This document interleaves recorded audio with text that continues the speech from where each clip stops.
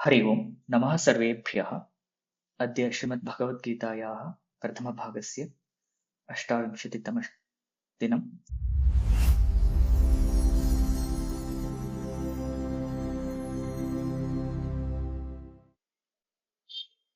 द्वितीयाध्यायस्य 32तमः श्लोकः। यदृच्छया चोपपन्नं स्वर्गद्वारम् अपावृतं सुखिनः क्षत्रियाः पार्थ लभन्ते युद्धमीदृशम्। अत्र पदच्छेदः यदृच्छया च उपपन्नं स्वर्गद्वारम् अपावृतं सुखिनः क्षत्रियाः पार्थ लभन्ते युद्धम् ईदृशम्। अत्र सन्धिः अत्र चोपपन्नं तत्र गुणसन्धिः पुनः मकारस्य अनुस्वरादेशः ततः परं सुखिनः क्षत्रियाः पार्थ तत्र विकल्पेन सन्धिः भवेत्। पुनः लभन्ते युद्धम् ईदृशम् अस्तु। पुनः अत्र पदपरिचयं पश्यामः। यदृच्छा नाम अनिच्छया अथवा अप्रार्थिततया, तदेव अत्र उत्तरम् उच्यते। अप्रार्थिततया तन्नाम तद् अस्माभिः न प्रार्थितं, तद् स्वयम् आगतम् इति तत्र यदृच्छया इति उच्यते।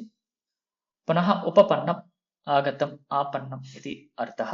स्वर्गद्वारं स्वर्गस्य द्वारम् इति स्वर्गद्वारं षष्ठीतत्पुरुषः। अपावृतम् अपावृतं नाम उद्घाटितम् इति अर्थः। सुखिनः सुखमस्य अस्ति इति सुखी तस्य अथवा ते इति सुखिनः प्रथमा बहुवचने। क्षत्रियाः बहुवचनम् अनन्तरं पार्थ इति सम्बोधनारूपं लभन्ते युद्धम् ईदृशम्। अन्वयं पश्यामः।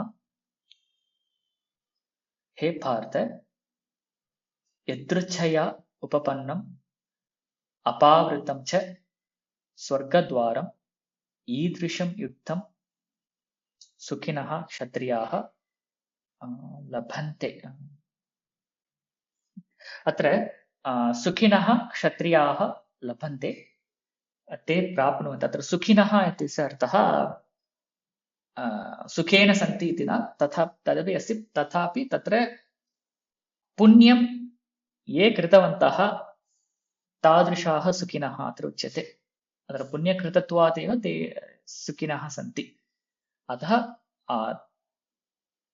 तादृशानां विरलानामेव इदं लभ्यते इति तत्र भावः।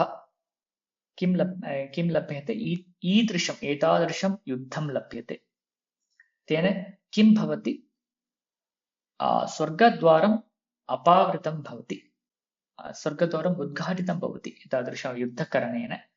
तदपि कथमागतं? यदृच्छया आगतं, यदृच्छया उपपन्नं. So तन्नाम here again he tries to say the एतादृश प्रसङ्गः सुलभेन न लभ्यते, अवकाशः सुलभेन न लभ्यते। किमर्थं?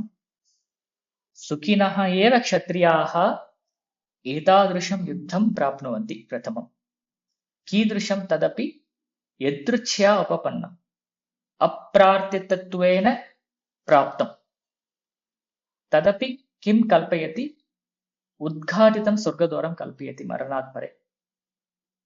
तादृशं युद्धं विरलाः क्षत्रियाः एव प्राप्नुवन्ति, तेषु त्वमपि एकः। अतः युद्धं कुरु इति तत्र प्रेरणा भवति। सरलतया अवगम्यते। एतत् किमर्थम् एतत् सरलम्, एतत् किमर्थम् अत्र विरलता वर्तते, एतत् सर्वम् अग्रे उच्यते। अतः अन्ते यदृच्छया उपपन्नम् अपावृतं च स्वर्गद्वारम् ईदृशं युद्धं सुखिनः क्षत्रियाः एव लभन्ते इति अर्थः।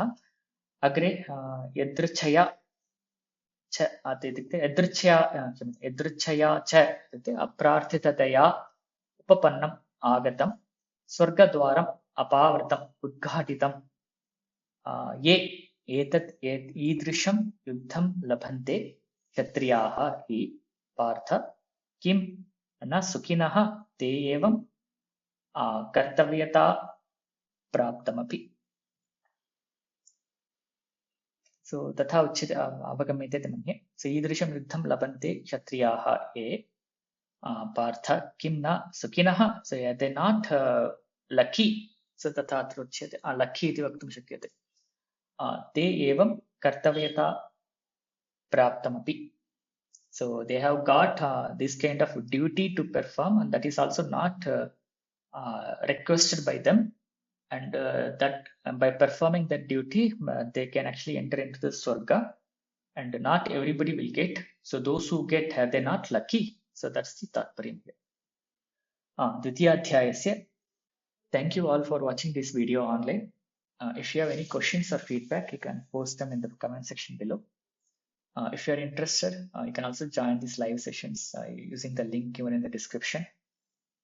If you like, you can also share this video with others and subscribe to this channel. धन्यवादः. वयं पुनः मिलिष्यामः.